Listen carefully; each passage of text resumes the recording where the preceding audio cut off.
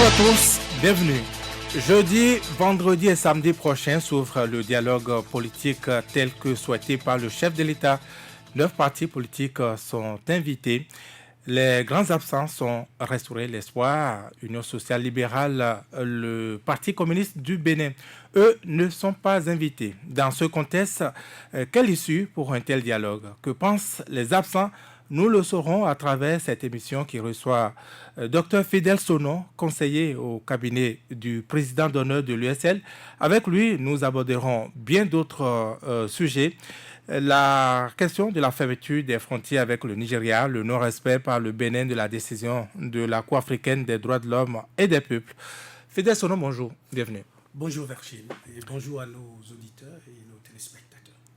Il est maintenant très clair que votre parti ne sera pas au rendez-vous du 10 octobre prochain. Qu'est-ce que ça vous fait? Qu'est-ce que cela vous inspire?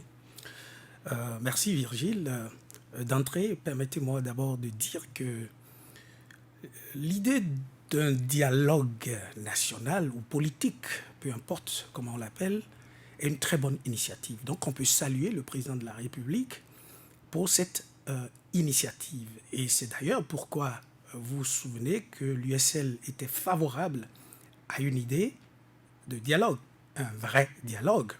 Et c'est ce qui a justifié d'ailleurs que nous ayons répondu favorablement à l'invitation du président de la République, chef de l'administration publique, qui a bien voulu régler un problème administratif qui nous prépare à ce dialogue. Et nous avions raison d'être allés parce que ça nous a permis tout au moins de comprendre la conception du dialogue du chef de l'État. La deuxième chose que j'aimerais dire avant de répondre à votre question, c'est que on doit aussi féliciter le président de la République pour avoir eu le courage d'organiser ce dialogue autour de cet objet. Parce qu'il faut que les gens se rendent à l'évidence qu'il n'y a qu'un seul objet, en fait, c'est le toilettage de la charte des partis, de la nouvelle charte des partis politiques et le code électoral. Même si l'ordre du jour n'est pas officiellement communiqué encore. De toutes les façons, le président de la République nous l'a dit clairement lorsque nous étions à la présidence de la République, j'y étais. Et donc, pour moi, je trouve que c'est un courage parce qu'il a eu le courage de faire l'aveu de l'échec de la réforme du système partisan. Parce qu'en définitive, ces deux lois sont le socle de la réforme du système partisan. Et vous voyez, donc, dans la théorie, dans la conception, c'est un échec. Et vous avez vu dans la pratique tout ce que ça a entraîné. Alors, quel sentiment cela nous fait? Moi, je dirais tant mieux. Parce que si nous étions invités, voyez-vous, on serait aujourd'hui dans le dilemme. Le parti serait dans le dilemme de savoir est-ce qu'il faut aller, est-ce qu'il ne faut pas aller. Vous voyez le dilemme dans lequel les FCB sont? Nous, on n'est pas dans ce dilemme, nous sommes sereins, on n'est pas stressés du tout. On n'est pas stressés, et même si on était invité, on n'y serait pas. Et je pourrais vous dire pourquoi. Parce que, non, mais écoutez, monsieur Virgile, vous parlez de dialogue. Moi, je voudrais qu'on convienne désormais pour changer de vocable. Il s'agit d'un monologue prescriptif. C'est un monologue. C'est un monologue parce que, regardez, le président de la République parle de dialogue pour régler une situation. Donc, pour une sortie de crise. La crise, c'est quoi? La crise, à l'origine de la crise, était l'exclusion. L'exclusion de qui? L'exclusion des partis de l'opposition ayant manifesté leur intention d'aller aux élections législatives. Donc, on a exclu des partis de l'opposition des élections législatives, et c'est ça qui a engendré, c'est l'élément générateur de la crise. Maintenant, vous dites que vous voulez organiser un dialogue pour résorber cette crise, et curieusement, vous n'invitez aucun des partis victimes de l'exclusion, vous n'invitez que ceux qui ne se sont jamais plaints de l'exclusion, et puis encore, l'objet ne porte pas sur l'élément du contentieux. Certainement que vous ne voulez pas organiser un dialogue, c'est un monologue. Cela est à nuancer. FCDB vous dira qu'elle n'a pas été à ces élections, de même que Moël Bénin et le PRD, par exemple. Non, je ne crois pas que ces partis se soient plaints à un moment ou à un autre. Et ces partis n'ont jamais été victimes du blocage administratif artificiellement organisée par le ministère de l'Intérieur. Donc, lorsqu'on parle de l'exclusion des élections législatives, on sait qui sont exclus. Non, c'est très clair, à moins qu'on veuille jouer. On sait qui sont ceux qui sont exclus. Maintenant, si vous décidez de n'inviter aucune des victimes et vous retrouvez entre bourreaux, ben, moi j'appelle ça un monologue prescriptif. Fidèle Sono, la règle était pourtant très claire et dictée par le chef de l'État. Vous le saviez depuis le 20 juillet dernier. Comment vous vous êtes arrangé pour ne pas vous mettre en conformité avec ce que désirait le ministère de l'Intérieur pour pouvoir prendre part à ce dialogue et pour pouvoir faire savoir vos ressentiments? Merci pour cette question, parce que effectivement, je continue d'entendre que l'USL et un certain nombre de partis ne veulent pas se mettre en conformité des injonctions, des nouvelles injonctions que le ministère de l'Intérieur nous fait. Écoutez, c'est très simple. Hein. Prenons le cas des FCBE. Okay? Là, c'est pratique. FCBE, une partie, il faut préciser, une partie de FCBE a choisi se plier aux injonctions du ministère de l'Intérieur, donc accepter faire une nouvelle assemblée constitutive. Mais regardez, pour nous, la conception du dialogue, c'est le suivant. Nous allons discuter autour, nous, USL, nous n'exigeons jamais la reprise des élections comme un préalable au dialogue. Mais c'est un élément à discuter au dialogue. Alors, nous allons discuter des élections législatives et on nous impose un mécanisme qui nous empêche de dire quoi que ce soit sur les élections législatives. Parce qu'en définitive, accepter aller à une assemblée constitutive, cela veut dire que vous n'existiez pas au moment où on a organisé une élection. Mais comment est-ce que vous n'existiez pas lorsque on a fabriqué une voiture et vous dites après que vous en êtes le propriétaire et l'acheteur? Comment est-ce que vous pouvez démontrer ça? Donc, vous êtes l'acheteur, le propriétaire légitime, mais on vous convainc à avoir un nouveau certificat de naissance qui vous dit que vous êtes né après la fabrication, la date de fabrication de la voiture. Est-ce que vous êtes en mesure, je vais parler de l'opposition aujourd'hui, de remettre en cause ces législatives-là, de remettre en cause la 8e législature en place? Écoutez, ce n'est pas que nous voulons remettre en cause. Ces élections sont en cause. C'est l'élément principal de la crise. Il n'y a pas eu élection législative au Bénin. Non, il n'y a pas eu élection législative au Bénin. Et c'est ça le dialogue. C'est autour de ça que nous devons faire le dialogue. Et cela pourrait, je dis bien pourrait, il se peut bien que si l'autre partie accepte que nous discutions des élections législatives, les résultats attendus pourraient ne pas être forcément, je dis bien forcément, la reprise des élections. De quoi est-ce qu'on a peur? Ça pourrait être un autre mécanisme de sortie de crise. On pourrait s'entendre. Lorsque les gens ne s'entendent pas consensus, tout est possible. Mais c'est un dialogue avant le dialogue. Comment arriver à vous faire entendre? Non, écoutez, nous sommes assez cohérents dans ce que nous disons.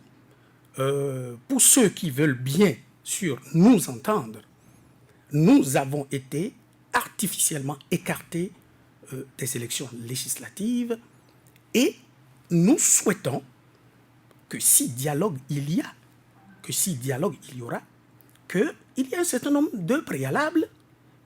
Le minimum, c'est qu'on libère les récépissés, mais qu'on ne demande pas aux partis de se récréer.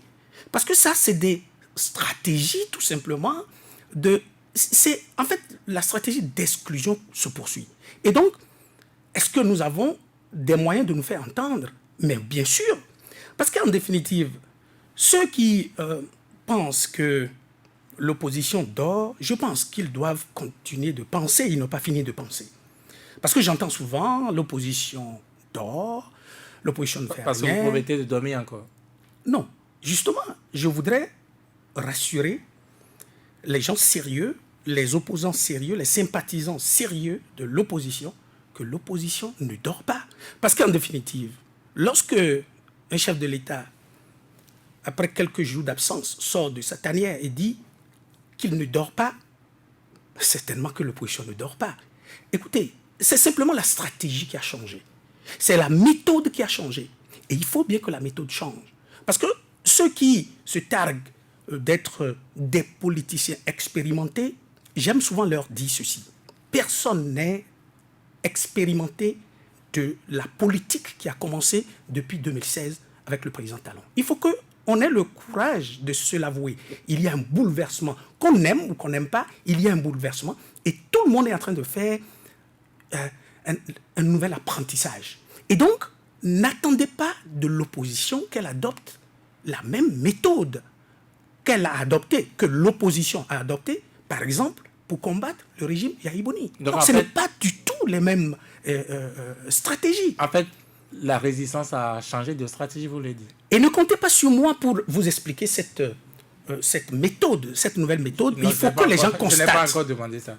Il faut que les gens constatent tout simplement que lorsque vous avez en face un régime qui vous a prouvé qu'il est capable de tirer à balles réelles sur vos militants, nous, on n'a pas envie de continuer à perdre nos militants.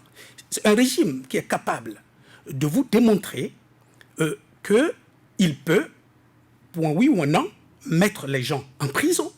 Un régime qui est capable de vous faire des redressements fiscaux fantaisistes lorsque vous avez en face un régime comme ça, qui ne recule devant rien. Et si vous ne changez pas de stratégie et que vous restez dans l'invective et vous restez dans les marches, les communiqués, non, je crois que ça n'est pas la bonne méthode. Et je crois qu'il faudrait que les gens constatent tout simplement que l'opposition ne dort pas. L'opposition travaille. Maintenant, peut-être que l'opposition ne communique pas comme les gens l'auraient souhaité. Justement, vous nous dites que vous avez bien une stratégie, que vous avez changé de stratégie, mais c'est le silence que le public connaît, que le peuple connaît actuellement de l'opposition. Mais je répète, une fois encore, que lorsque vous avez un président de la République qui avoue n'avoir pas le sommeil, qui avoue être préoccupé par des occupations ou des préoccupations nationales et internationales, régionales, certainement, je ne sais pas qui dort. Il n'a pas dit que ce n'est pas le feu des opposants. Ah non, il ne l'a pas dit. Il ne l'a pas dit. Mais je dis, lorsque on ne dort pas, ah bon, peut-être que c'est pour la mobilisation des financements que le président de la République ne dort pas. Ce n'est que pour ça?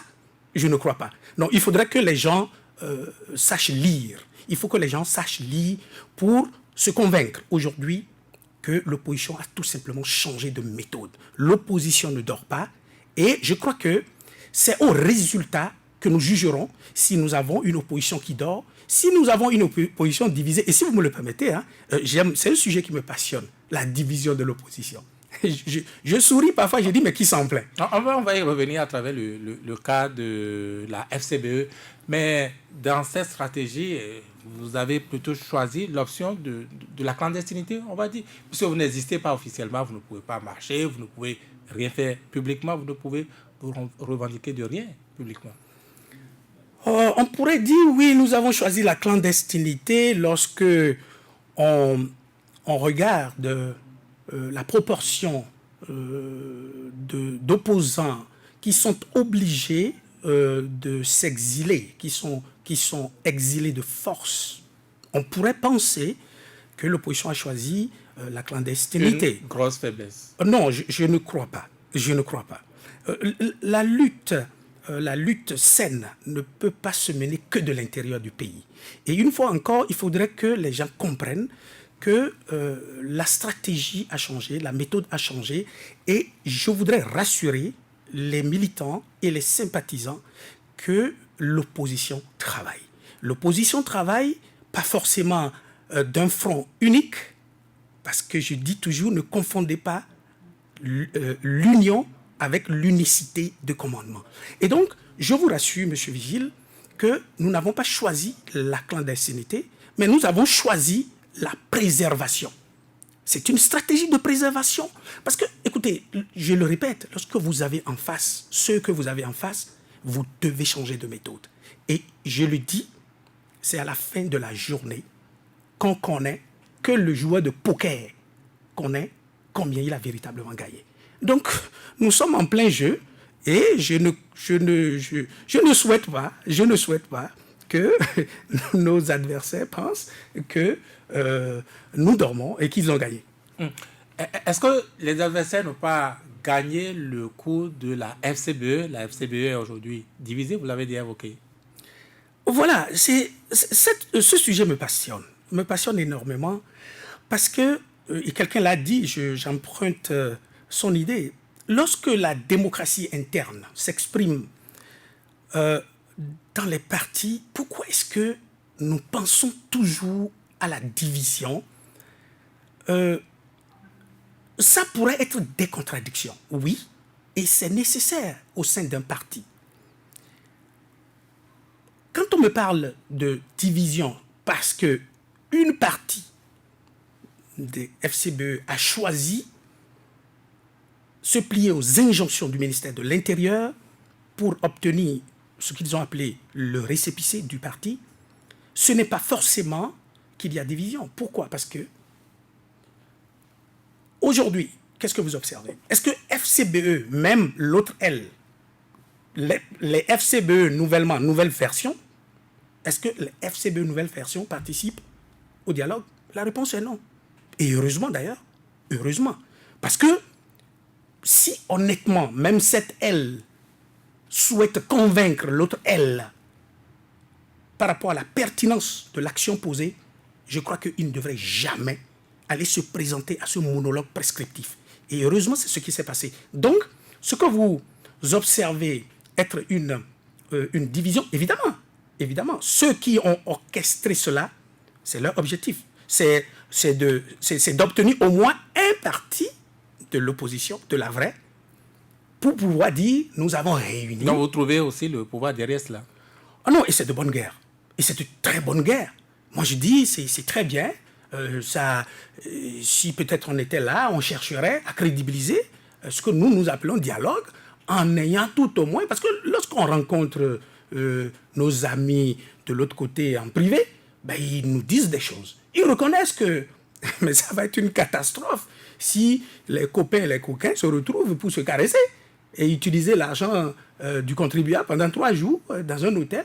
Et donc, ils veulent crédibiliser leur affaire, leur machin, en essayant de débaucher quelques individus à qui on miroite les élections municipales. Parce qu'en fait, c'est un gros faux débat. Quand même j'écoute certains militants de l'USL dire mais écoutez, vous auriez dû le faire simplement parce que bon, tout au moins qu'on aille aux élections municipales. Qui leur a dit qu'ils iront aux élections municipales? Mais c'est ça l'autre question. Qui leur a dit qu'ils iront aux élections municipales? Pourtant, Fidèle Sonor, vous semblez admettre que c'était, disons, un niveau de maturation, la démocratie au sein de la FCBE, que de voir, n'est-ce pas, cette frange faire cette option librement plutôt. Oui, c'est-à-dire dans le principe, oui. Mais est-ce que c'est pertinent ce qu'ils ont fait? Ça, c'est un autre débat. Mais c'est très bien que dans un parti, tout le monde ne soit pas forcément d'accord avec tout. Et dans le même principe, ça peut arriver à l'USL. Dans le même principe, ça peut arriver à l'USL. Et qui vous dit qu'en interne, nous n'avons pas des contradictions que nous gérons? Parlez-nous-en. Ah non, mais écoutez, je dis bien interne. Non, par rapport à cela, justement, est-ce qu'il y a une bonne marge qui voudrait quand même que vous avancez, que vous allez chercher le récépissé? Mais très honnêtement, au niveau du directoire, on n'a pas eu cette difficulté. Au niveau du directoire, on n'a vraiment pas eu cette difficulté. Il y a quelques individus qui se sont posés des questions. C'est des questionnements. Lorsque vous allez, par exemple, à une réunion, il y a forcément des gens, comme on dit, qui réfléchissent tout haut. Ce n'est pas forcément ce qu'ils souhaitent vivement, mais ils se disent, bon, est-ce qu'on ne prendrait pas ça d'abord pour dire, bon, c'est un gain, et après, on voit le reste. Et lorsque vous échangez, vous leur expliquez le risque qu'il y a dans cette option, mais ils finissent par se rendre à l'évidence qu'en définitive, c'est nos adversaires qui posent des lapins, et ce n'est pas qu'ils finissent par, comment je vais dire, se ranger. Non, mais ils sont convaincus de la stratégie. La seule stratégie aujourd'hui, c'est de continuer à exiger qu'on nous libère. Parce que le récépissé est là. C'est là. qu'on nous libère notre récépissé parce que nous avons fait tout ce qui est en notre devoir et notre pouvoir pour obtenir ce papier. D'ailleurs, pour nous conformer à des lois, de mauvaises lois, que nous avons tout le temps contestées. Et c'est ce qui prouve que l'USL est un parti légaliste. Fidèle Sono, est-ce que vous ne courez pas un risque, n'est-ce pas, le risque de la perte de vos militants, tout simplement? Ah, ça c'est une très bonne question, Monsieur Virgile. Vous savez, ce qui arrive aujourd'hui est une grande opportunité pour l'USL. Ah oui? Ah oui, je l'ai dit en privé, et je le dis aujourd'hui en public. C'est une très grande opportunité pour l'USL. Comment? Parce que je vous ai dit, depuis 2016, il y a une nouvelle politique qui a commencé. À son corps défendant, le président Talon va faire du bien à ce pays. Il faut qu'on cesse de croire que la bonne politique, c'est d'être dans un camp et dès qu'on constate que ça commence à chauffer, on quitte pour aller dans le camp là où il y a un peu plus d'irrigation. Non, je crois que ça doit cesser. Et moi, j'aime bien la manière dont le président Talon réussit à mettre aux ordres nos grands anciens. Aujourd'hui, ils sont aux ordres. Ils ne sont pas contents, mais ils sont aux ordres. Ben, il faut que la politique se fasse aussi comme ça. Il faut qu'on choisisse une option et qu'on l'assume. Et c'est très bien. Et donc, je disais que c'est une opportunité pour l'USL parce que nous, dans nos rangs aussi, nous avons certainement, excusez-moi, je n'ai pas pour habitude d'être arrogant, nous avons une marmaille dont nous n'avons pas forcément besoin. Nous avons, comme tous les partis, des racailles. Et c'est bien. La traversée du désert va nous permettre de savoir qui est vraiment opposant et qui ne l'est pas. Et c'est une grande opportunité. Parce que nous voulons des militants. Aujourd'hui, il n'y a pas un enjeu électoral pour qu'on cherche des électeurs immédiatement. On veut des militants. C'est les militants qui vont chercher les électeurs. Et nous voulons de vrais militants. Donc des gens qui croient en notre idéologie, qui croient en nos options, qui croient en la justice. Parce que nous sommes dans le droit. C'est nous qui sommes dans le droit. On nous a demandé de faire du faux. Et nous avons dit, nous ne voulons pas faire du faux. Donc en fait, Talon n'est pas si mauvais. Vous êtes à l'école de Talon quelque part. Non, ben, pas forcément que nous sommes à son école. Nous n'apprécions pas sa méthode. Vous admirez comment il a réglé les anciens, comme vous dites. Non, évidemment. Il y a de bonnes choses qui se font dans le pays. Ah non, attendez. Écoutez, vous n'allez pas me dire qu'en 5 ans... On parle de Talon. Non, bien sûr, c'est lui qui est le chef. Il fait certainement... Non, mais attendez, je vais vous donner un exemple. La fois passée, moi, je suis descendu à l'aéroport de Cotonou. Honnêtement, j'ai aimé comment... vraiment, parce que depuis des années, ça m'a toujours irrité lorsque je viens et puis je commence à remplir des papiers, etc. Alors, ça, c'est bon. Il faut le dire. C'est une très bonne chose. Comment on l'a fait, etc. L'efficience, on peut aller voir dans les détails. Mais là, au moins sur le plan de l'efficacité de ce que mon aéroport était et ce que c'est aujourd'hui, c'est un exemple que je jette pour vous dire qu'on est dans une opposition constructive, une opposition... Et c'est ça l'élégance aussi autour à l'USL. C'est-à-dire, quelqu'un comme moi est capable de venir dans un débat et de dire quelque chose qui est bien fait sans me faire taper sur le doigt. Mais je défie quelqu'un qui est aussi proche du président Talon venir dire ce que l'opposition fait de bien, il sera viré. Et c'est ça aussi l'élégance à l'USL. Dans tout ça, les nouvelles du patron, les nouvelles du président d'honneur de l'USL, quelle est sa position? On sait qu'il est directement concerné par cette exclusion. Oui, sa position est très claire. Tout le monde le sait. Sa position est très claire. Il est victime d'une injustice criarde. Et effectivement, il n'entend pas se laisser faire. Et nous qui sommes donc derrière ce leader, nous l'appuyons totalement dans cette démarche. Parce que nous sommes dans le droit. Mais comment est-ce que quelqu'un qui n'a pas eu une condamnation définitive, on ne va pas revenir dans les détails. Et ça, c'est notre code de procédure pénale qui le dit. Et c'est des juristes de haut niveau là, qui animent cette affaire. Et ils connaissent ça. Même si on reste au Bénin, même si on reste au Bénin, quelqu'un qui n'a pas écopé d'une condamnation définitive, on lui oppose cette fantaisie de condamnation prononcée par une cour qui est totalement anticonstitutionnelle, et cela a été confirmé par la Cour africaine des droits de l'homme et des peuples. Vous voulez parler de la CRIET? Mais tout à fait. D'abord, on reprend un procès pour lequel il n'y a jamais eu d'appel. personne de l'autre côté n'a été capable de nous démontrer. Et ça, on peut dire, ça c'est usage de faux. Personne n'a été capable de nous démontrer qu'il y a eu un appel régulièrement formé contre la décision rendue par le tribunal de première instance. Donc, le monsieur a été relaxé, tout simplement. Mais puisqu'il ne faut pas qu'il reste en liberté, évidemment, c'est une lucidité politique. Hein. C'est pour ça que je dis c'est de bonne guerre. C'est une lucidité politique de l'autre côté. Mais puisqu'il ne faut pas qu'il reste en liberté, c'est très dangereux. On a récupéré, on a fabriqué une cour spéciale pour récupérer ce procès. Et tout le monde sait les conditions dans lesquelles ce procès a eu lieu.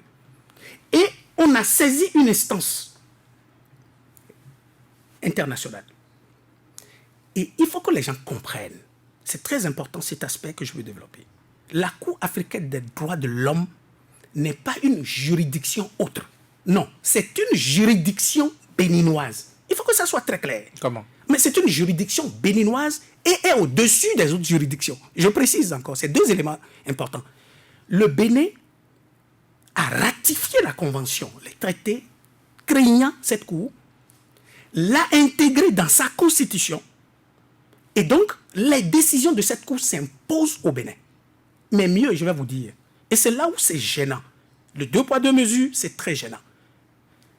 Tout récemment, le président de la Cour constitutionnelle du Bénin, un juriste de haut niveau, n'est-ce pas, a fait allusion dans une décision rendue par la Cour constitutionnelle concernant un ancien juge qu'on a réhabilité, a fait allusion à la Cour africaine des droits de l'homme.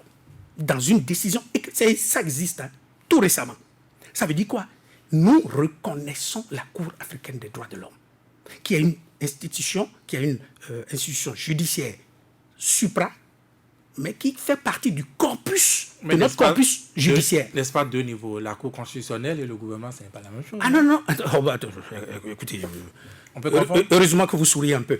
Non, heureusement que vous souriez un peu. Non, écoutez, ça devrait être deux choses différentes, mais lorsqu'on voit les accointances entre celui qui est le patron de la Cour constitutionnelle et le gouvernement actuel, normalement, il devrait lui souffler, donc à ce gouvernement, que mais attends, ce que nous faisons, ça n'est pas sérieux.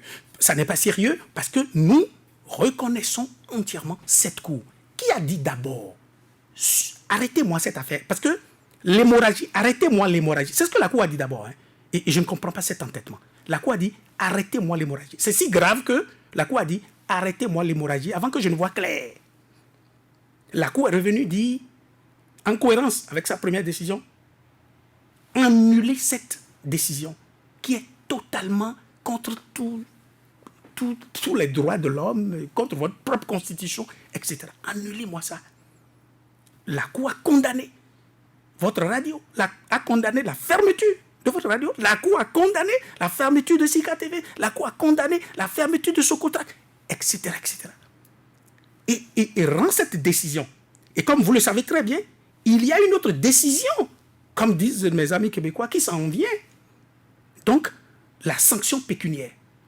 Et vous voyez un gouvernement qui s'entête, qui ne veut pas respecter les décisions de cette cour, de cette noble cour, alors que son chef, il ne faut pas que nous ayons la mémoire courte, son chef, de l'autre côté, a dit dans ce pays qu'un gouvernement, qu'un pays qui ne respecte pas les décisions de justice, je ne continue pas.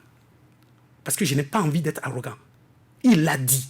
Mais c'est lui qui est là. Si c'était quelqu'un d'autre, j'allais comprendre. Mais lui qui a été victime de tout ça, qui fait ça, franchement, on ne devrait pas être fier. On ne devrait pas être fier. Donc, moi, je pense qu'il est temps. Il est encore temps. Il est encore temps.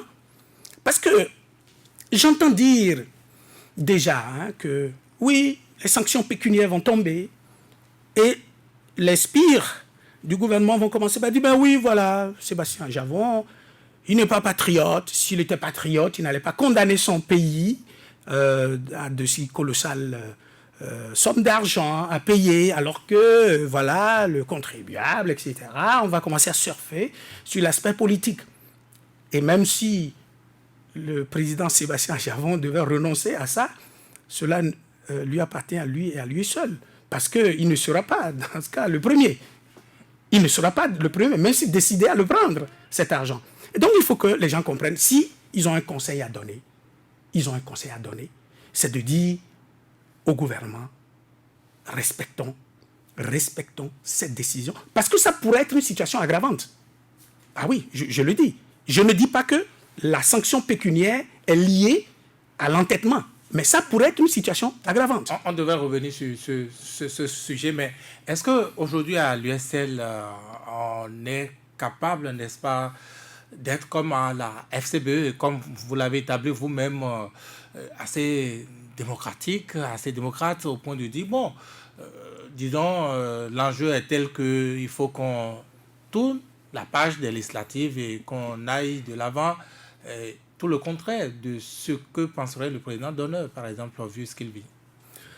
Non, en fait, dire que c'est le président d'honneur qui le pense, c'est très réducteur. Parce que la réalité, ce n'est pas ça. Je ne fais pas la langue de bois. Je suis proche de lui et je peux vous le dire.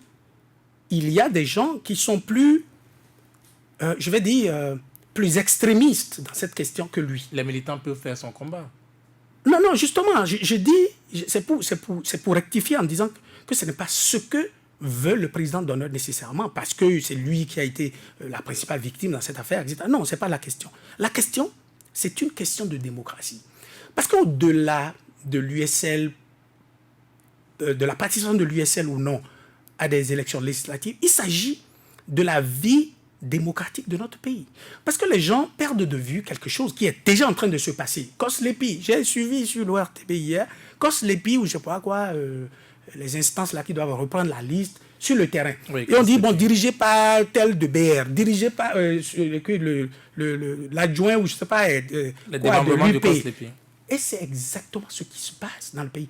Toutes les autres institutions seront monocolores. C'est ça le danger. Le danger, ce n'est pas histoire de reprendre nécessairement les élections législatives. C'est pour ça que je dis, si on avait permis que le dialogue tourne autour des élections législatives, il se peut bien, je dis il se peut parce que je ne suis pas un devin, il se peut bien que le résultat qui va sortir de ce vrai dialogue ne soit pas forcément une reprise. Les délégués peuvent s'entendre pour dire non, écoutez, on ne reprend pas, mais on trouve un autre mécanisme. On trouve un autre mécanisme pour légitimer ce Parlement que nous avons. Parce que ce Parlement n'est pas légitime. Et ça, je crois que même lorsque vous voyez des parlementaires eux-mêmes dire que la légitimité de ce Parlement pose problème, ça commence par donner raison à l'opposition. Donc la question, c'est de la défense de la démocratie. C'est-à-dire quoi ? Du fait du mécanisme de désignation des membres des autres institutions, on devrait reparler de cette affaire. Ce n'est pas une question de USL-FCBE, c'est la vie démocratique de notre pays qui est en jeu. Et cela devrait se faire à travers un dialogue, on y revient là. Il avait cette initiative qui avait commencé, enclenchée par le clergé catholique. De votre point de vue, est-ce que c'est rangé? Est-ce que c'est le chef de l'État qui donne ainsi clairement son point de vue par rapport à ce que faisaient les catholiques? Non, vous voyez, très bien, votre question me permet de réitérer qu'il s'agit, dans cette conception-là, il s'agit de monologue prescriptif. Parce que le clergé, qu'on les aime pas, ils ont quand même des antécédents qui parlent pour eux. C'est des gens qui ont conduit ce que nous savons dans ce pays et ils l'ont très bien fait. Ça a été tellement si bien fait que c'est devenu une école dans le monde. Ça veut dire qu'on peut leur faire confiance. Ils se sont proposés d'animer, d'être donc le facilitateur de ce dialogue. On en était là. Le clergé a commencé par inviter les parties prenantes, les vrais, pour commencer à les écouter. Et Vlan, c'est le chef de l'État qui prend la main. D'ailleurs, il a dit, hein, c'est moi qui ai la main. Et là, il prend la main. Il dit non, c'est... Voilà. Et puis, on n'entend plus parler. Je ne sais pas ce qui s'est passé. Honnêtement, je ne suis pas dans le secret de Dieu. Mais on n'entend plus parler de ça. Le clergé, je les comprends. Ils ont parlé un langage diplomatique. Ils ont dit non, ils n'ont pas abandonné. Mais le résultat est là. Ça se constate. Silence radio. Et c'est plutôt le président de la République qui, lui-même, est parti dans cette affaire. Vous ne pouvez être parti. Il n'a pas dit lui-même, mais on a entendu beaucoup de ses proches le dire, on reproche au clergé d'être trop proche de certains partis de l'opposition, de l'USL notamment, ou de son président d'honneur. Ah, comme le dirait l'autre, je ne le savais pas. Ah bon? Ça, je ne le savais pas. Roger Bouillon, par exemple, est passé ici, le dit clairement. Ah oui, lui aussi l'a dit. Ah bon, il est... Non, écoutez, est-ce que le clergé est proche de la vérité ou proche de l'USL ou proche de l'opposition? Non. Vous savez, la neutralité ne veut pas dire tout le temps qu'on n'appuie aucune option. Hein. Lorsque vous voyez que la vérité est d'un côté, vous pouvez donner l'impression d'être partisan. Non, non, il faut que ça soit clair. Moi, je ne crois pas que le clergé soit favorable à... Donc, on dirait alors que le clergé était contre le président Mathieu Kérékou lorsque le clergé a choisi le côté du peuple pour qu'on aille à la conférence nationale. Non, je ne crois pas. Ça, c'est des arguments de mouvancier. Vous êtes tout de même d'accord que pour qu'on accepte un médiateur, il faut qu'il soit accepté des deux côtés. Mais justement, regardez ceux qui ont rejeté. Regardez ceux qui ont rejeté le clergé comme médiateur. Je dis bien, regardez ceux qui ont rejeté le clergé comme médiateur. Le président de la République, on a beau dire le contraire, c'est une évidence, c'est lui le géniteur des deux partis politiques. Ils vont prendre des instructions chez le président. Moi, je ne lui en veux pas. Hein. Ça participe de sa stratégie. Mais qu'on assume. On ne peut pas être parti. Parce que là, on dit dialogue, c'est au moins deux. Au moins deux. Donc, on ne peut pas être parti et juge. On ne peut pas être une partie prenante et dire je conduis le dialogue. Ça va être un monologue. Comme on en a eu droit à plusieurs choses là. Mais écoutez, je vais vous dire quelque chose. Vous trouvez franchement sérieux que le président de la République conduise, excusez-moi, ce machin-là? Il est président de la République. Moi, j'ai eu le privilège d'être à la présidence de la République. Vous voyez un monsieur qui est président de la République, il est dans l'étoffe du président de la République. Un président de la République a des privilèges. Je ne peux pas dire n'importe quoi au président de la République. Lui bénéficie de ça. Le président de la République peut dire, ben vous mentez, mais je ne peux pas lui dire, parce que je serai frappé d'outrage.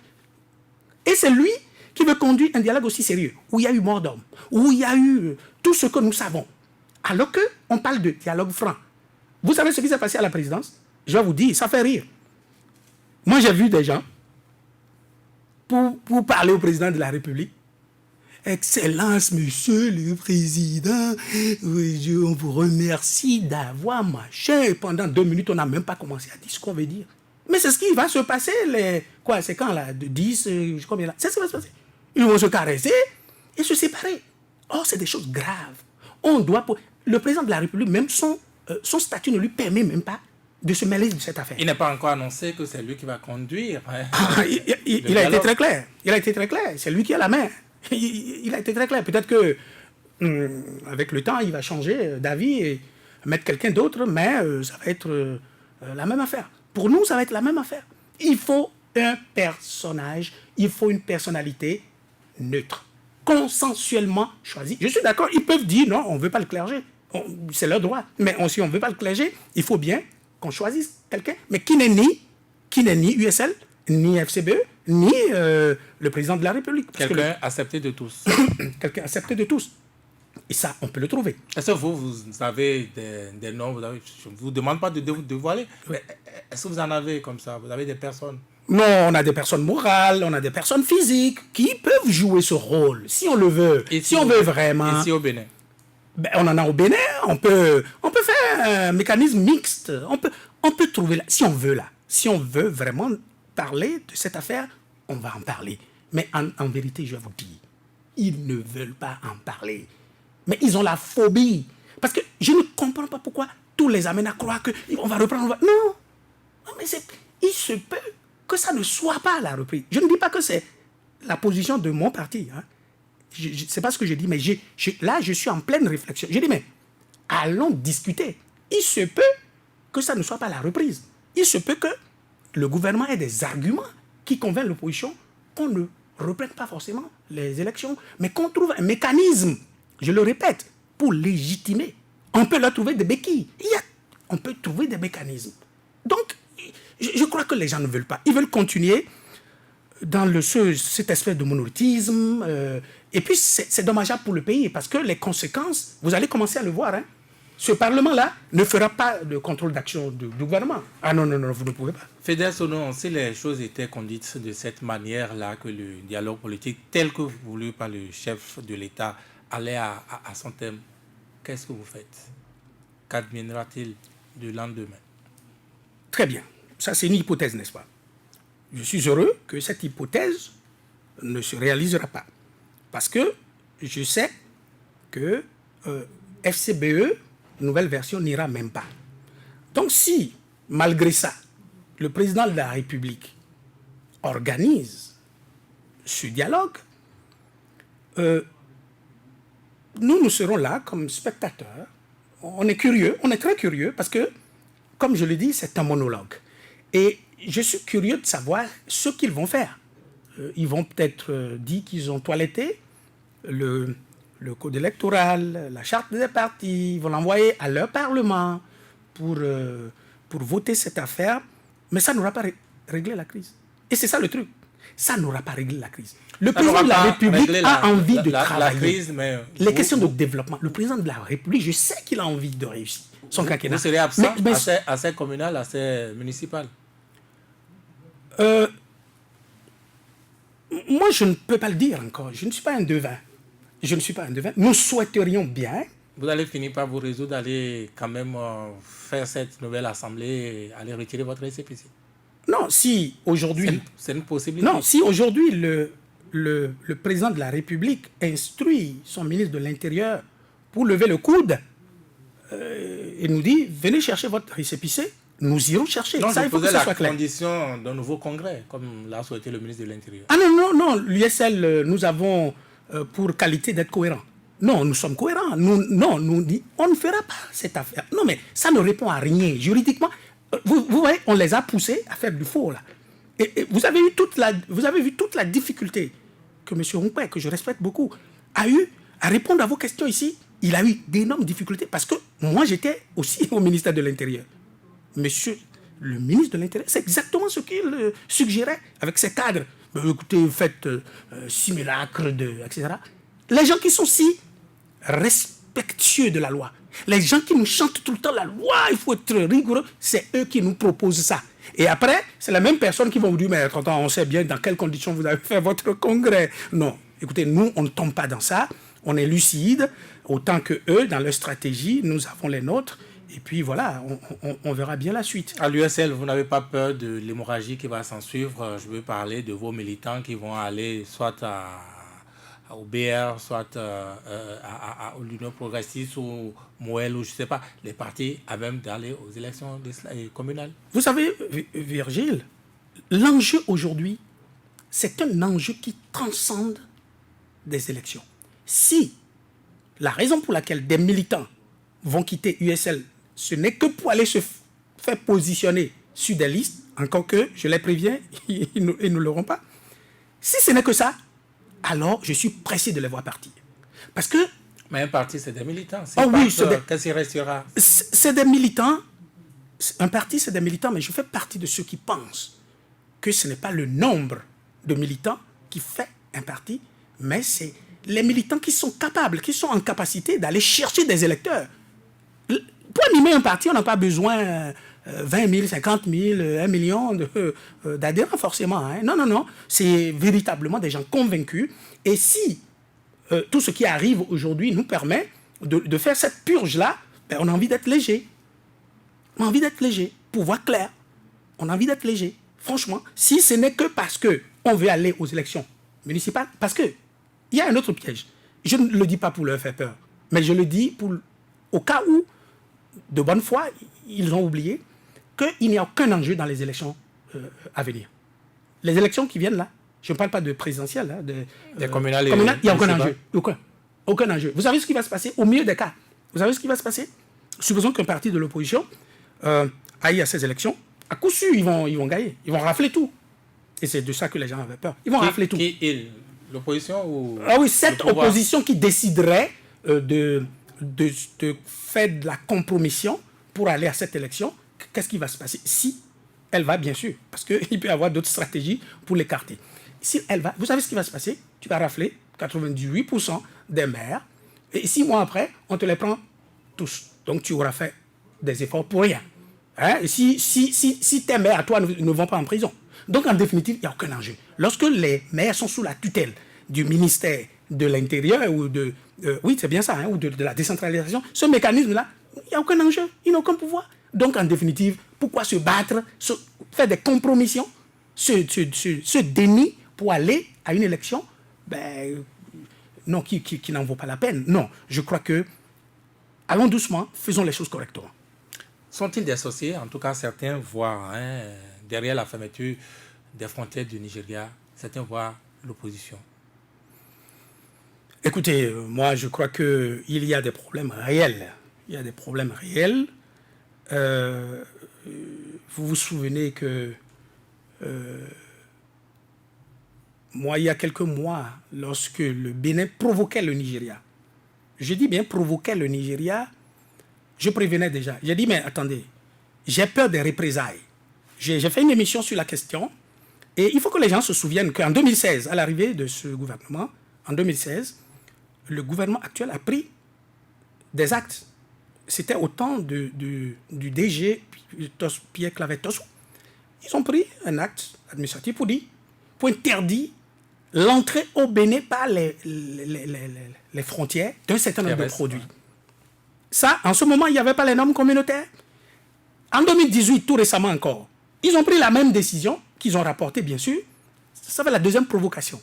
Troisième provocation, vous interdisez à quelqu'un comme Dangote de vendre son ciment, qui est un produit fabriqué entièrement, à près de 98%, si mes données sont bonnes, dans la zone CEDEAO, vous interdisez, sous prétexte que nous aussi, nous en fabriquons. Et en ce temps, j'ai écouté des régimistes dire « Oh, mais c'est du protectionnisme ». Et je disais « Faisons très attention ».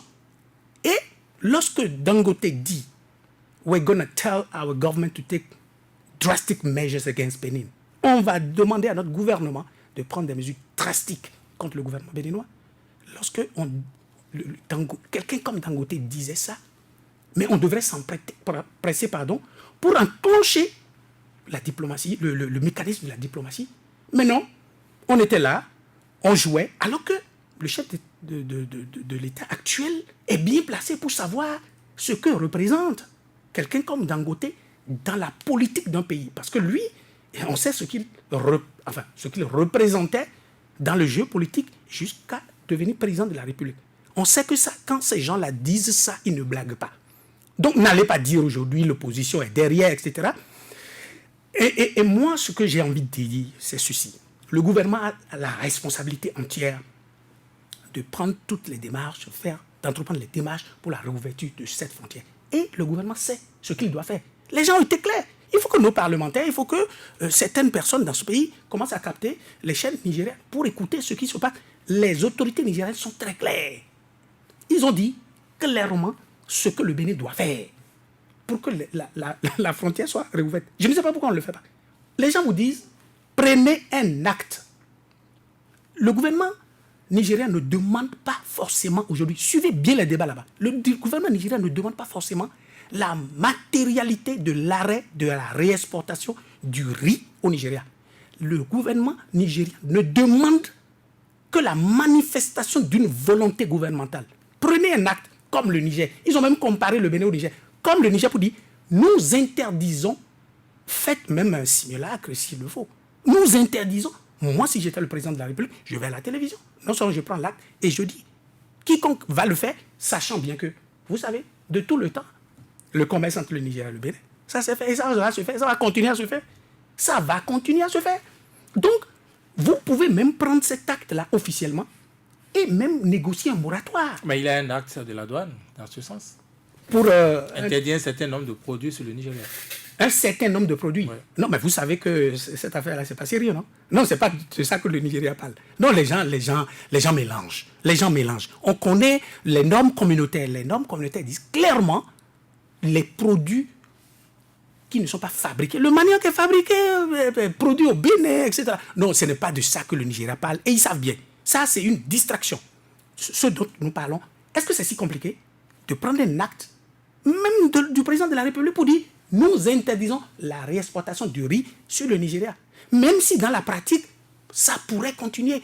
C'est des choses qui se négocient. Est-ce que le problème du Nigeria est seulement économique lorsque on rajoute à cela, n'est-ce pas, le paiement d'une dette de 21 milliards de francs CFA, une dette d'électricité?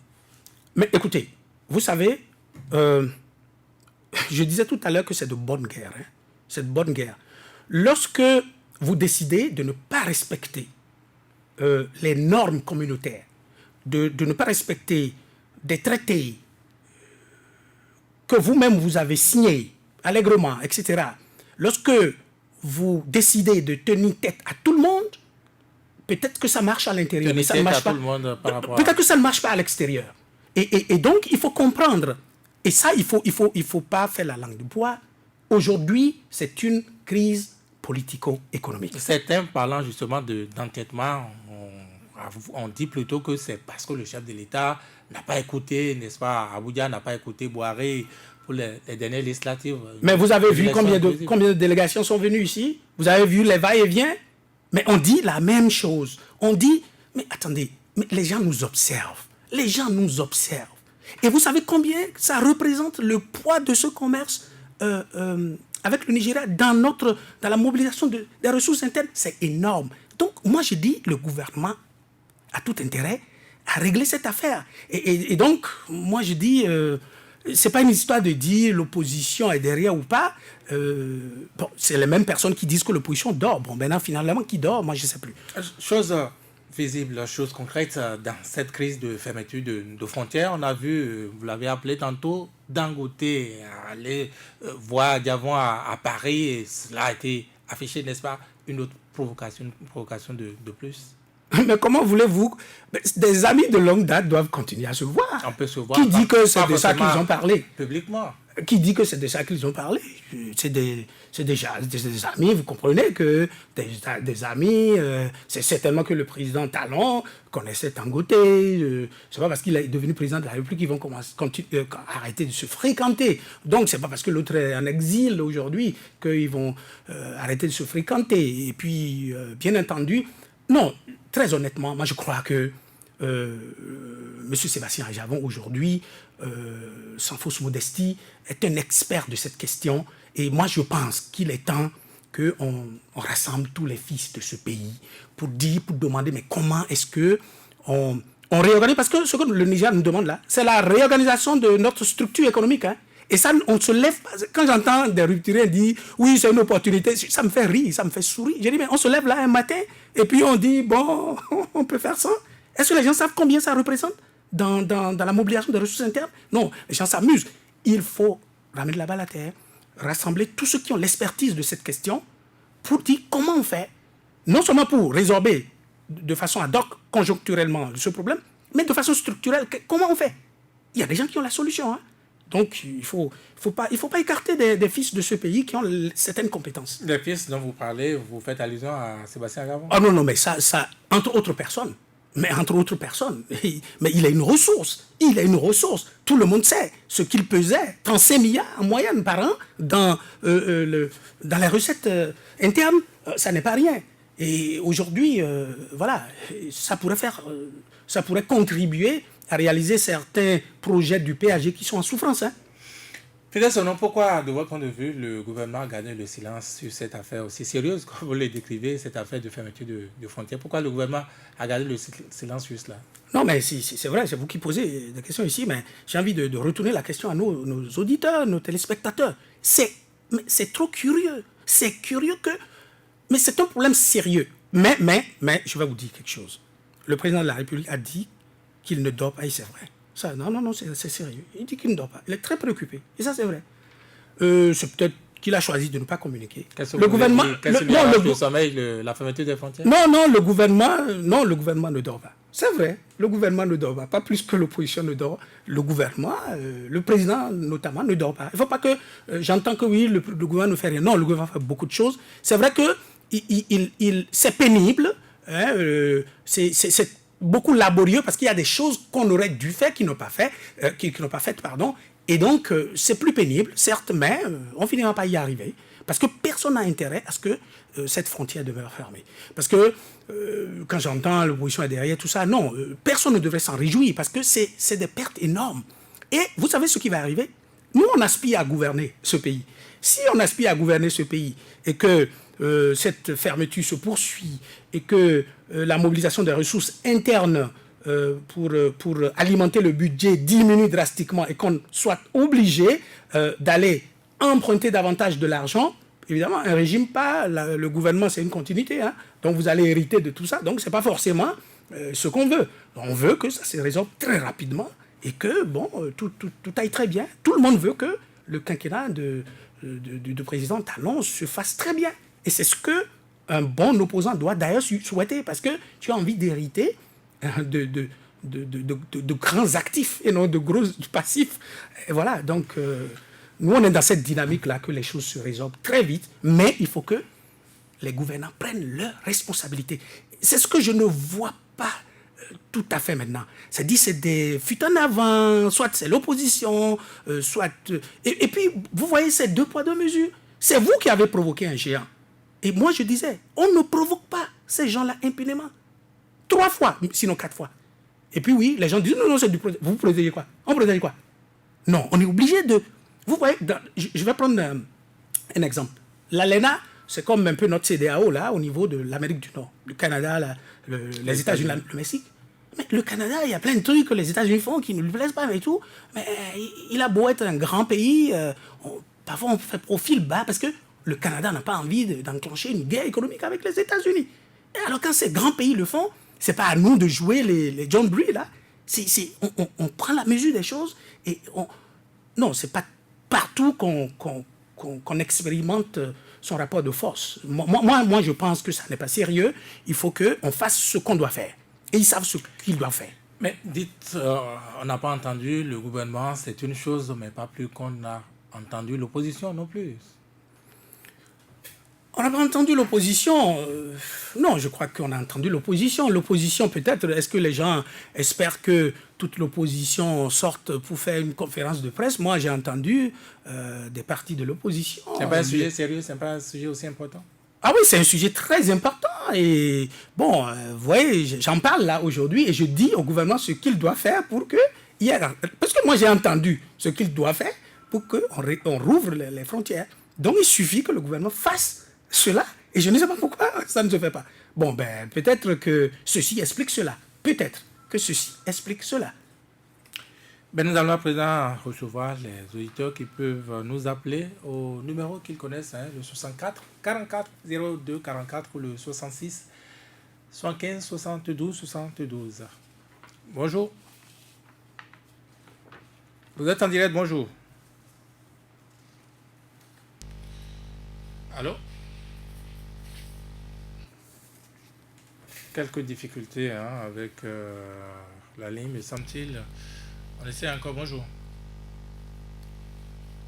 Bonjour.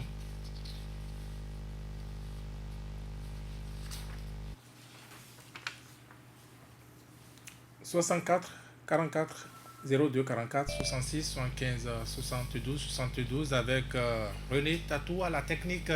Enfin l'auditeur. Non. Allô?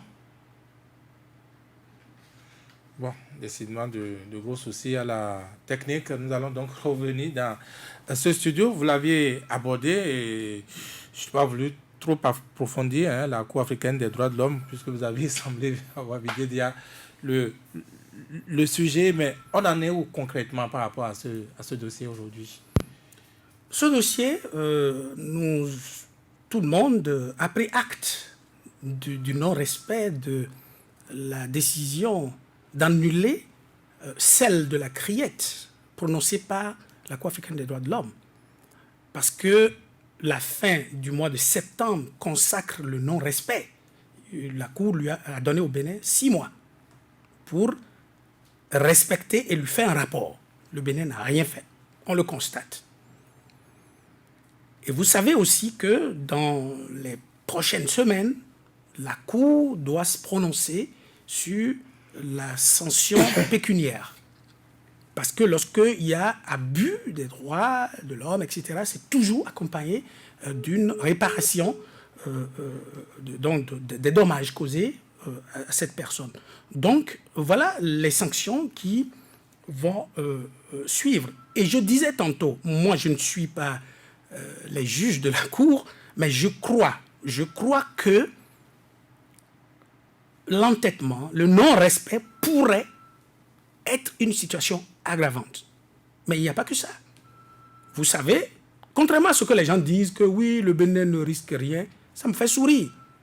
Ils ont déjà la preuve que lorsqu'on ne respecte pas les normes, que tout le monde s'est donné, qu'on a rectifié soi-même, on a des conséquences. Avec la situation du Nigeria, on a déjà une leçon. Qu'on ne continue pas de penser qu'on peut se foutre des institutions internationales tout le temps et ne rien risquer. Mais on peut continuer à le dire. Ce qui va suivre, c'est la saisine de la conférence des chefs d'État. Ce qui a été déjà fait par les avocats de M. Sébastien Javon. Et donc, je présume, moi je ne sais pas comment fonctionnent les chefs d'État, je présume que cette question est déjà en débat, ce qui pourrait justifier, enfin, ceci pourrait expliquer cela, mais nous, on n'est pas dans le secret des dieux, mais tout ce qu'on sait, c'est que bientôt, ça également, c'est un mécanisme prévu par la Cour ou c'est parallèle? Non, c'est un mécanisme qui est prévu lorsque la Cour prend des sanctions, des décisions qu'un pays décide de ne pas respecter sur le niveau supérieur, un peu comme, entre guillemets, je ne dis pas que c'est forcément ça, c'est comme un appel.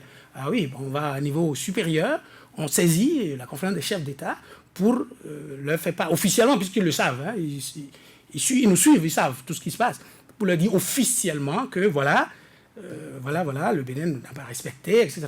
Et puis, à la conférence de décider. Nous, je ne sais pas, personnellement, je ne sais pas qu'est-ce que la conférence des chefs d'État va décider, mais certainement qu'ils décideront quelque chose. Et j'espère qu'on n'attendra pas encore ça. Et il faut arrêter l'hémorragie. Il faut arrêter l'hémorragie à tout prix. Oui, il me semble qu'un auditeur en ligne, bonjour. Oui, bonjour, M. Villiers. Vous avez à l'appareil peut-être dans toi table, je vous appelle depuis Védo. M. Villiers, je vous remercie pour avoir invité M. Donon, parce qu'il parle en tant que grand juriste, et nous le remercions. Je rectifie, je ne suis pas juriste. Okay. Le chef de l'État a refusé de se conformer à la décision d'une Cour dont le statut est incorporé dans la Constitution du 11 décembre 1990, alors qu'il est garant de l'exécution des décisions. Nous estimons que le chef de l'État, en agissant ainsi, viole son serment. Monsieur Donon, que pensez-vous de cette affirmation? Deuxième question. L'avocat Marc Ben-Simon a déclaré que cette fois-ci, à cause de son métisement pour n'avoir pas respecté les décisions de la Cour africaine des droits de l'homme, il sera condamné à titre personnel à payer des dommages et intérêts à son compatriote Sébastien Javon en dehors de la condamnation de l'État béninois. Partagez-vous cet avis? Partagez-vous cette analyse? Excusez-moi. Troisième question pour finir. Nous constatons, les juristes constatent aujourd'hui que le comportement de chef de l'État est qualifiable d'une rébellion à un état de justice, fini par les caisses béninois. Êtes-vous de cet avis? Je vous remercie. Merci à vous. Deuxième auditeur, bonjour. Bonjour, Vigile. Christian, pardon, je vous appelle depuis Porto-Novo. Oui. Allô? Oui, vous êtes en direct, Christian. Voilà, bonjour, monsieur l'invité. Bonjour. J'ai deux questions pour vous. Oui. Ma première question, c'est de savoir, en tant qu'un opposant, vous qui êtes là, quelle démarche vous avez fait pour rencontrer les deux parties, les deux protagonistes de la FCBE, et El Guérantin, pour en savoir est-ce que réel ils vont prendre part au dialogue politique. Parce qu'à vous écouter tout à l'heure, vous n'êtes pas sûr.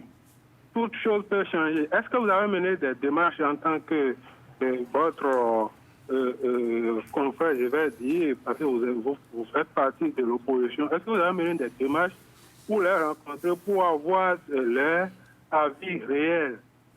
La deuxième question que je vais vous poser, monsieur l'invité, et moi, ça m'étonne beaucoup. Si chaque fois que vous, les opposants, vous veniez sur les antennes et vous dites que vous êtes en train de concocter des choses, que ça ne sera pas étalé, et chaque fois on vous poignarde sans retour. Est-ce que c'est une bonne chose de subir des coups, des grands coups comme ça, sans réagir et montrer aux faces du monde que vraiment vous êtes un opposant? Excellent dimanche à vous. Merci à vous. Troisième auditeur, bonjour. Jean Coton, bonjour Virgile. Fidèle Sonon, bonjour. Bonjour. Fidèle Sonon, j'ai été surpris par votre déclaration selon laquelle les pourparlers pourraient ne pas conduire à l'annulation du 8e Parlement, auquel vous pourrez trouver le cas échéant des béquilles. Alors qu'au même moment, vous estimez que vous ne voyez pas cette institution contrôler les actions du gouvernement. Je note un quiproquo à ce niveau, vous allez me relever. Deuxième élément. Depuis bientôt 30 ans que nous nous sommes retrouvés dans l'espace de la démocratie, nous sommes à la recherche de l'homme providentiel pour amener les choses aux bons endroits, pour que l'enjeu ne tue pas le jeu, comme Lamine Cissé l'a dit hier sur le plateau du regard sur le monde. Sébastien Germain Adjavon, qui n'a pas forgé sa fortune sur les marchés publics, dans l'humanisme dont il a toujours fait preuve, au regard de ses œuvres caritatives, donne une lueur d'espoir comme ayant l'étoffe de celui qui peut sortir ce peuple de la précarité. Dites-nous, fidèle Sonon, si nous ne sommes pas en train de voir notre espoir s'évanouir lorsque, le 15 avril 2017, Sébastien Germain Adjavon, lors d'une sortie médiatique, a laissé entendre qu'en 2021, je mettrai désormais la barre haut. N'est-ce pas là un aveu d'échec qui le place au rang de faiseur du roi pour rester conforme à ses propos toujours lors d'une interview où il disait « Je ne suis pas fomenté pour faire de la politique ». Sinon, vous nous direz le modèle d'homme d'État auquel il aspire, surtout quand on vous entend dresser une couronne de loge dans laquelle vous élisez Patrice Talon au rang de quelqu'un qui a réussi à mettre aux ordres la vieille garde. Je vous remercie. Allô? Oui, vous êtes le quatrième, bonjour. Oui, monsieur Vigile, bonjour, monsieur Sonon. Bonjour. Moi, je m'appelle quelqu'un Robert depuis Faïn. Oui, allez, le dialogue, oui. Si lieu est plat de ce dialogue dans lequel le gouvernement va engloutir des millions, si le gouvernement gracie nos frères qui sont en exil, gracie nos prisonniers, quels seraient vos sentiments et l'état actuel de notre démocratie? Deuxième question, si le président du patronat était libre de ses mouvements et puis se déplaçait pour aller voir M. Dangote, est-ce que la fermeture et la crise que nous traversons ne seraient pas conjuguées au passé? Je vous remercie. Merci. Nous prenons le cinquième. Bonjour. Bonjour Vigile, monsieur Adibola depuis l'Angleterre. Oui, bienvenue. Merci beaucoup pour l'invité qui a fait une bonne analyse de la situation au pays. Alors j'ai une seule question. C'est Adibola quoi, s'il vous plaît? Adibola Marie, j'appelle depuis Manchester en Angleterre. Oui. Alors j'ai une seule question quand même à poser à l'invité. Alors cher invité, ne pensez-vous pas qu'il est temps que le chef de l'État se débarrasse de tout ce qu'il a comme conseiller autour de lui? Parce que connaissant l'homme d'affaires Patrice Talon, on sait qu'il est super intelligent et il ne se laisserait pas à prendre des décisions allant à boycotter toutes les décisions des institutions pour lesquelles le Bénin a ratifié les conventions. Parce que s'il y a une sanction pécuniaire, ce n'est pas les conseillers qui sont autour de lui qui vont payer. À défaut de Patrice Talon lui-même, ce sera payé par le contribuable béninois. Alors, ma question ce matin, c'est est-ce qu'il n'est pas temps qu'il fasse un stop et se débarrasser de tous ceux qui sont autour de lui et qu'il prodigue de mauvais conseils? Ça, c'est ma seule question pour ce matin parce que votre invité a fait une analyse bien claire de la situation et le Bénin est très très très mal vu d'ailleurs, et nous autres qui vivons la situation de loin, on est un peu gênés, pour ne pas dire que nous avons honte. Merci beaucoup pour votre émission. Bon dimanche à tous. Merci, bon dimanche à vous aussi. Nous prenons un 6e et tout dernier. Bonjour. Bonjour, monsieur le journaliste. Je dis bonjour à votre invité. Oui, bonjour. Je prends un seul sujet. On peut connaître votre nom d'abord? Mignon da Silva au téléphone, s'il vous plaît, avec beaucoup d'excuses. C'est pas grave. Je prends un seul élément du débat. Le dialogue. Ce dialogue, c'est la condition sine qua non au niveau de la CEDEAO et de l'UEMOA. Donc le président se retrouve le dos au mur et est obligé de le faire. Si vous étiez à la place du président Talon, monsieur l'invité, face au président Nicéphore Soglo, debout, le président Adjavon, debout, le président Yaïboni, debout, et face au président Candide Azanaï, debout, tous ces éléments-là, debout, aurez-vous le courage de les inviter à un dialogue? Donc, la décision du président d'exclure ceux-là de ce dialogue n'est pas une décision, mais c'est une peur, une crainte. Je voudrais savoir ce que vous pensez exactement de cette peur-là et pourquoi on a peur d'inviter le président Nicéphore Soglo, le président Adjavon, le président Yaïboni, le président Candide Azanaï. Je vous rends l'antenne. Nous revenons dans ce studio, Fidèle Sono, et donner réponse à ces différentes préoccupations. Je ne sais pas par où, par qui vous commencez. Excusez-moi. Essayons déjà d'aller dans l'ordre, et puis on verra bien. Alors, est-ce que le fait que le président de la République ou son gouvernement ne respecte pas les décisions donc, de la Cour africaine des droits de l'homme, est-ce que cela ne peut pas être assimilé à un parjure ou un viol de son serment, etc. Bon, écoutez, c'est une question d'opinion.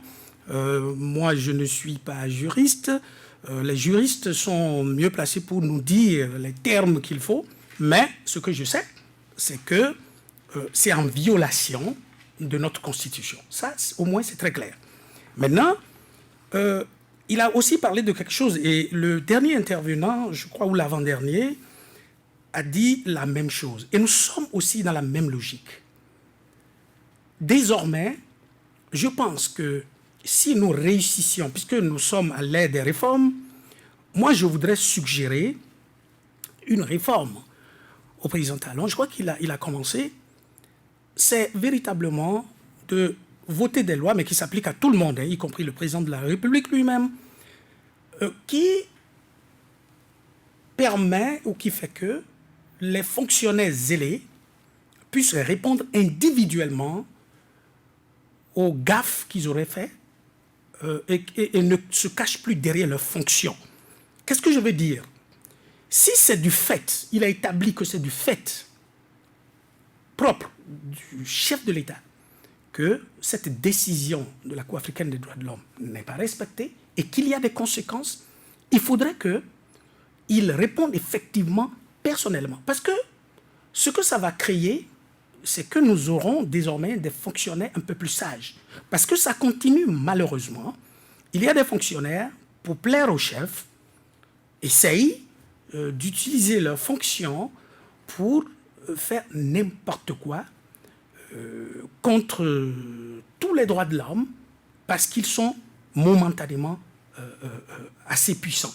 Donc je crois, et derrière je ne me souviens pas exactement cette loi-là, mais je sais qu'il y a une disposition qui est récente, mais qui semble ne s'appliquer, me semble-t-il, je peux me tromper, qu'aux fonctionnaires. Bon, donc on va commencer à faire la nuance entre APE, etc. Non, moi je voudrais que ça s'applique à tout le monde. Lorsque vous êtes dans une responsabilité, vous devez, en tant que technicien, savoir le faire dans les normes.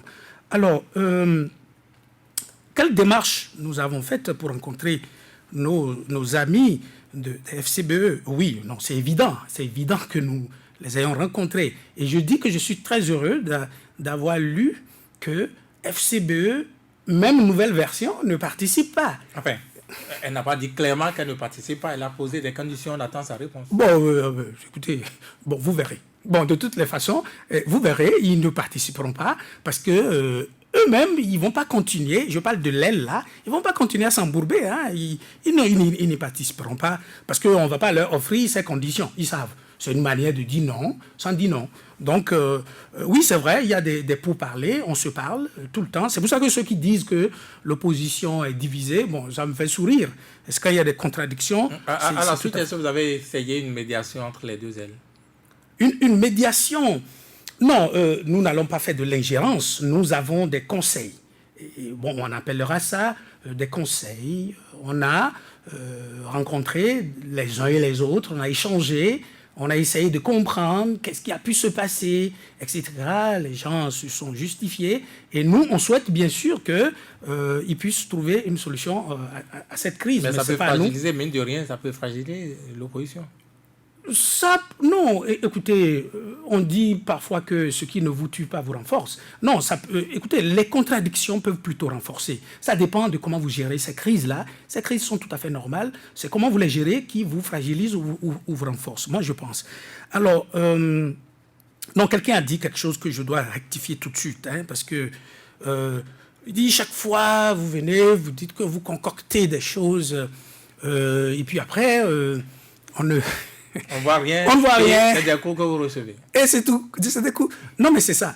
C'est ça la perception aujourd'hui. Dans la perception, ce n'est pas faux. Dans la perception, ce n'est pas faux. Mais j'ai dit, il faut que les gens fassent. Il faut que les gens fassent une autre lecture. Lorsque vous démontrez que vous pouvez tirer à balles réelles sur des militants, lorsque vous démontrez que vous pouvez pousser la ruse à un point où vous êtes capable d'enfermer tout le monde, mais vous obligez les gens à développer une résilience et surtout de nouvelles méthodes. Et donc, je rassure les gens, que les gens soient rassurés que l'opposition travaille. L'opposition ne dort pas et c'est au résultat que vous verrez si l'opposition est en train de dormir ou pas. Mais je rappelle, si un président de la République dit qu'il ne dort pas, certainement que l'opposition ne dort pas. Je continue. Bon, les gens ont noté une contradiction. Non, c'est une analyse. Il faudrait, parce que notre appartenance à l'opposition ou à la mouvance ne devrait pas altérer notre capacité à réfléchir. Moi, j'ai dit, et nous faisons partie de cette frange de l'opposition qui n'exige pas la reprise des élections comme préalable au dialogue. Parce que lorsque vous exigez cela, c'est qu'il n'y a pas de dialogue. Est-ce que vous voyez ce que j'ai dit? Soyons cohérents. La cohérence, ce n'est pas une contradiction, c'est une cohérence. Ce que j'essaye de dire, personne ne peut présager, on n'est pas des devins pour savoir que, au sortir de ce dialogue, ça va être nécessairement la reprise des élections. On pourrait sortir avec un autre mécanisme plus intéressant pour l'opposition que la reprise des élections. C'est ce que je veux dire tout simplement. Moi, je ne peux pas décréter. Je suis qui pour dire qu'il n'y aura pas de reprise? Non, c'est ce que l'opposition exprime.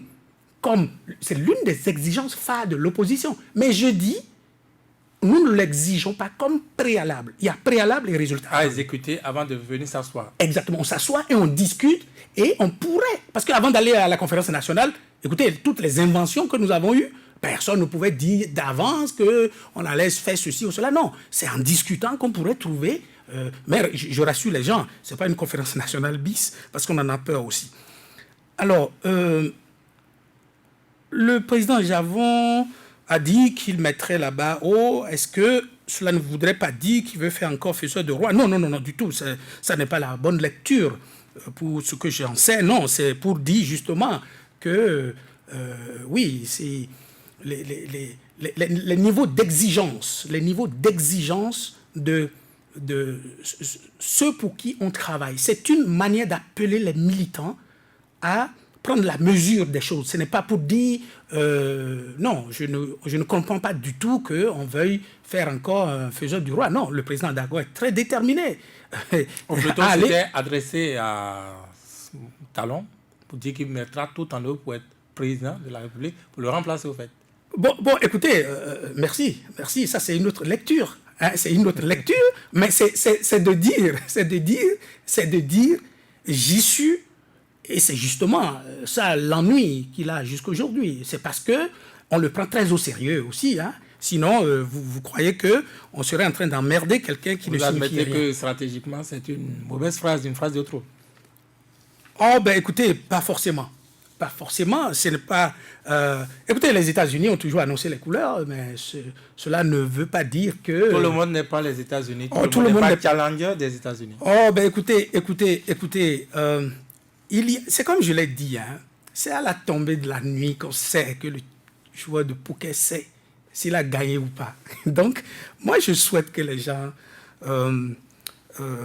soient rassurés et attendent la fin du jeu. Et il y a M. Da Silva qui pose une question. C'est un questionnement, j'allais dire. Hein. Il dit, est-ce que vous voyez le président Talon inviter toutes ces personnalités à un dialogue? Écoutez, c'est de bonne guerre. Il a peut-être peur, comme certains disent, qu'on lui impose une conférence nationale bis, alors que, selon lui, il n'y a qu'un problème politique. Et donc, on n'invite que les partis politiques, pas même les acteurs politiques. Mais franchement, moi, je crois qu'il n'y a pas raison d'avoir peur. Il faut prendre la mesure de la situation actuelle. Il y a une crise profonde. Les gens sont morts. Il y a eu des risques énormes pour notre démocratie, etc. Il ne faut pas qu'on laisse l'hémorragie se poursuivre. On peut trouver les mécanismes. On peut encadrer les choses. On peut canaliser de sorte que ce qu'on crée n'arrive pas. Et je crois que nous avons une constitution qui est encore en vigueur. On fera les choses dans le strict respect de la constitution en vigueur et on va dialoguer autour du contentieux qui se trouve être les élections législatives.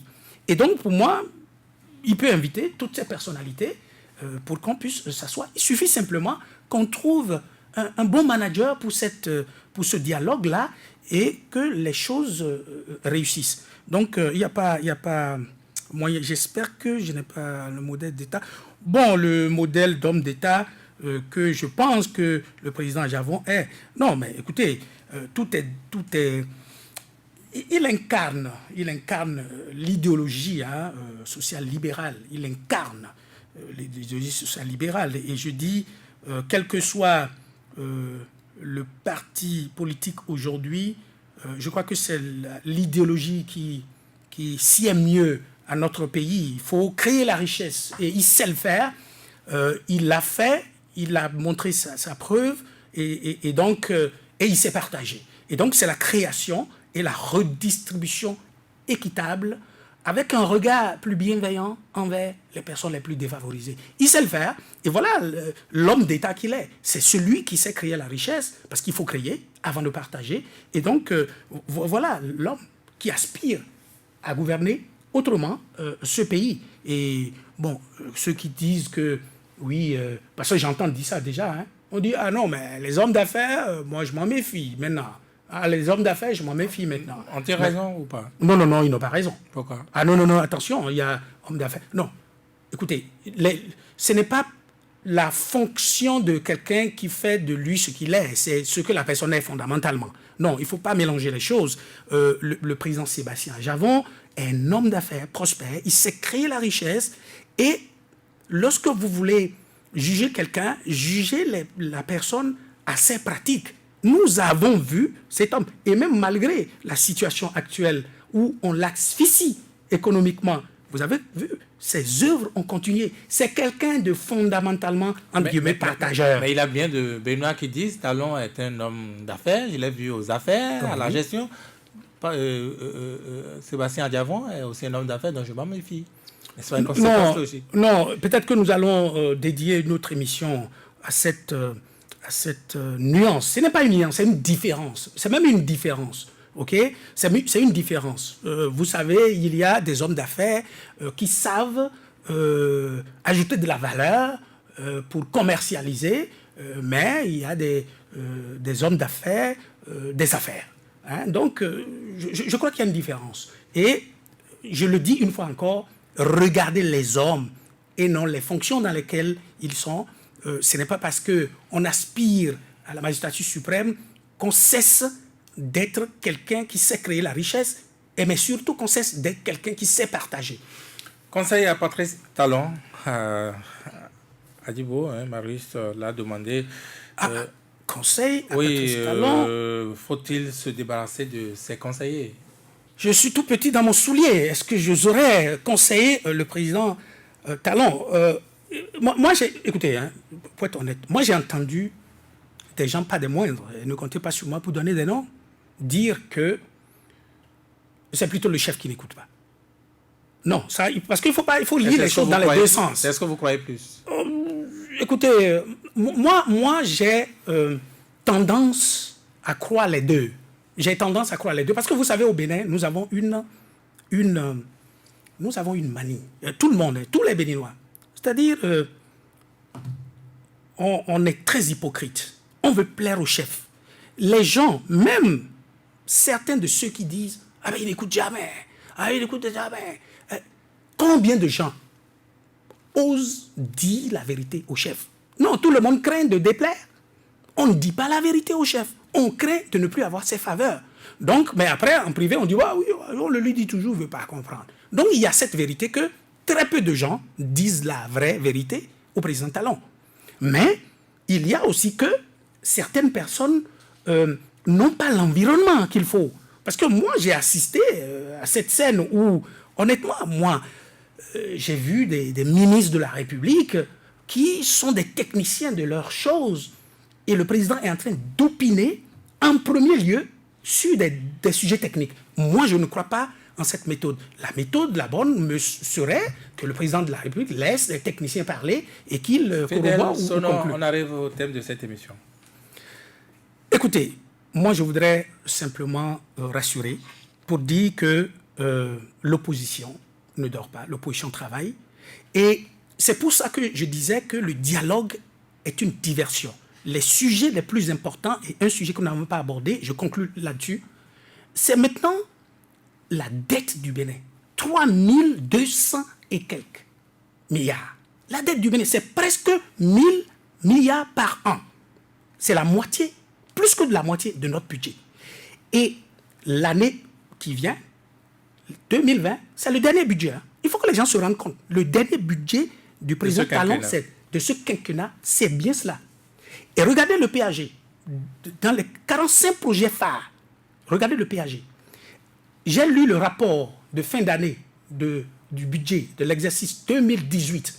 On m'a dit 26%, 26,7% ont été injectés, de ce budget, ont été injectés dans l'efficacité de l'administration. Mais voilà ce que j'appelle des choses vachement immatérielles. Un sujet... voilà les questions importantes. L'endettement du Bénin, la soutenabilité de la dette. Comment est-ce qu'on fait le service de la dette? Voilà les questions essentielles pour l'USL. Merci à vous, Fidèle Sonon. Je rappelle que vous êtes conseiller au cabinet du président d'honneur de l'USL. Cette émission, c'en est fini pour aujourd'hui. Merci à chacun, merci à tous de nous avoir suivis avec René Tatou à la technique. Sans langue de bois, c'est encore dimanche prochain.